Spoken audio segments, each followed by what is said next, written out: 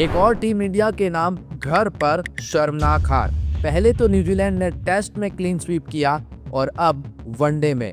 Cricket इतिहास में हम पहली बार न्यूजीलैंड के खिलाफ घर पर कोई वनडे सीरीज हारे हैं। ये 40 सालों के इतिहास में पहली बार हुआ है। तो इसका जिम्मेदार कौन है? क्या बस अब इंडियन क्रिकेट फैंस को यही दिन देखने बाकी रह गए थे? क्या अकेले रोहित शर्मा पर इन सब का बिल फाड़ दिया जाएगा? नहीं, जब सब कुछ अच्छा चल ही रहा था गौतम गंभीर, तो वो मैसेज देने की कहाँ जरूरत थी? हर्षित राणा को आउट करवाने की? वेल, इन सब का जिम्मेदार कौन है और भारतीय दिग्गजों ने क्या कहा? तो चलिए शुरू से शुरुआत करते हैं। यह हार इसलिए भी शर्मनाक है क्योंकि न्यूजीलैंड की बी टीम थी, उन्होंने तो अपनी बेस्ट साइड भी नहीं भेजी थी। हार इसलिए भी शर्मनाक है क्योंकि जिस न्यूजीलैंड क्रिकेट टीम के सभी प्लेयर्स के रन मिला लो तो भी वो अकेले रोहित से कम पड़ जाते थे। उस न्यूजीलैंड से आप हारे हैं। ये 40 साल में पहली बार हुआ है। 7 सीरीज खेलने के बाद भारत में वो पहली बार जीत पाए हैं। और ये हार इसलिए भी शर्मनाक है क्योंकि पिछले 9 वनडे मुकाबलों में से हम 5 वनडे मुकाबले हारे हैं। पिछले 3 ओडीआई सीरीज में से हम 2 ओडीआई सीरीज हारे हैं। न्यूजीलैंड ने पहले टेस्ट में क्लीन स्वीप किया और अब वनडे में भी। इसके साथ में साउथ अफ्रीका टेस्ट में हमको अपने घर पर हराकर जाती है। ये क्या हो गया इंडियन क्रिकेट टीम को? सबसे पहला सवाल आता है कप्तान शुभमन गिल से कि जब न्यूजीलैंड 5 रन पर 2 विकेट गंवा चुकी थी, पूरी तरह से बैकफुट पर थी, वो न्यूजीलैंड 277 पर केवल 3 विकेट ही क्यों? एज अ कैप्टन क्या आपके पास कोई प्लान नहीं थे? रोहित शर्मा, विराट कोहली आपके पास लेजेंड्स है, इनसे ही मदद मांग लेते। अरे मदद मांगने में कैसी शर्म? डैरिल मिचेल ने आपको पहले 2 वनडे मुकाबलों में एक अर्धशतक और एक शतकीय पारी खेली थी। आपको पता होना चाहिए कि ये खिलाड़ी फॉर्म में है, लास्ट 5 मैचेस में कमाल का प्रदर्शन करके आ रहा है। तो डू एंड डाई मुकाबले में डैरिल मिचेल के लिए कोई प्लान ही नहीं था।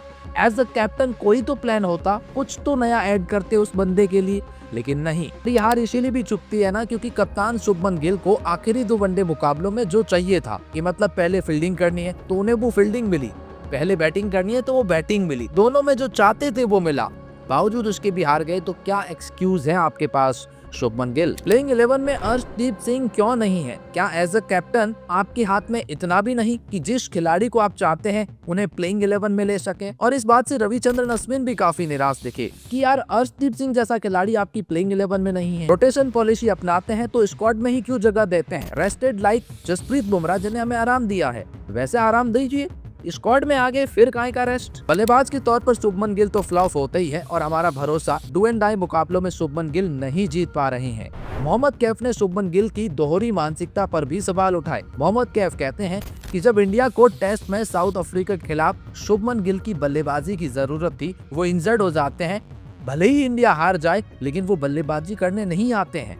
गर्दन में जो कुछ हो गया था।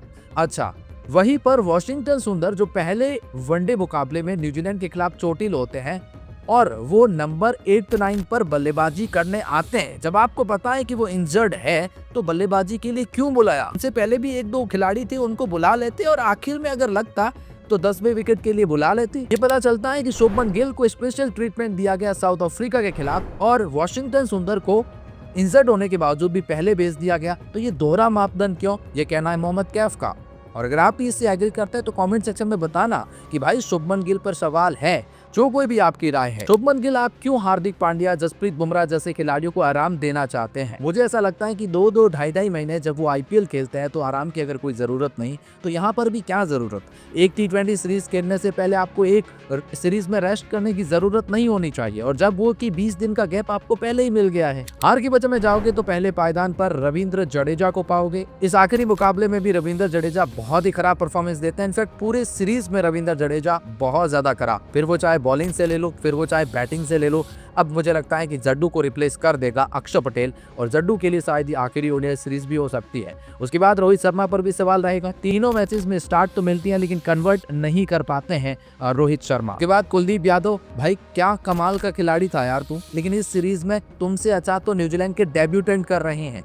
मतलब आप अपने घर पर खेल रहे हैं, लगा ही नहीं कुलदीप यादव। आपको तो डैरिल मिचेल स्टेप आउट करके क्या 6 लगा रहा है, आपके सामने स्वीप, रिवर्स स्वीप लगा दिए तो आपकी इकोनॉमी बिगड़ जाती है, आपकी विकेट टेकिंग की क्षमता बदल जाती है, बॉल की लेंथ और लाइंथ बदल जाती है। मतलब ये एक्सेप्टेबल नहीं था कुलदीप यादव से। तो हार की वजह ये भी है श्रेयस अय्यर से। मतलब पहले मैच में जरूर 49 रन की पारी, लेकिन आखिरी दोनों मुकाबलों में आपकी जरूरत थी। एक मुकाबले को भी जिताते तो सीरीज जीत जाते श्रेयस अय्यर साहब।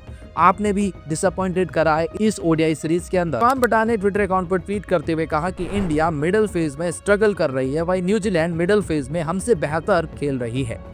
न्यूजीलैंड जिसने डिसिप्लिन दिखाया इस पूरी सीरीज में, मैं उसे कांग्रेचुलेट करता हूं और उनसे बहुत कुछ सीखने को मिला इस ओडीआई सीरीज के अंदर। ये इरफान पठान कहते हैं, तब तक आप अकेले विराट कोहली पर डिपेंड होते रहेंगे। विराट कोहली ने शतक लगाया, उनका इंटरनेशनल क्रिकेट का 85th सेंचुरीज थी, ओडीआई की 54th थी। Virat Kohli one of the legend है ही, नो डाउट, और वो इसी तरह की कंसिस्टेंसी दिखाएंगे। हर्षित राणा ने भी आज दिल जीता, वो जो पारी के लिए, हर्षित राणा आपके लिए सैल्यूट है। लेकिन अगर टॉप ऑर्डर थोड़ा अच्छा कर जाता तो फिर भाई मुकाबले को आप जिता भी सकते थे हर्षित राणा।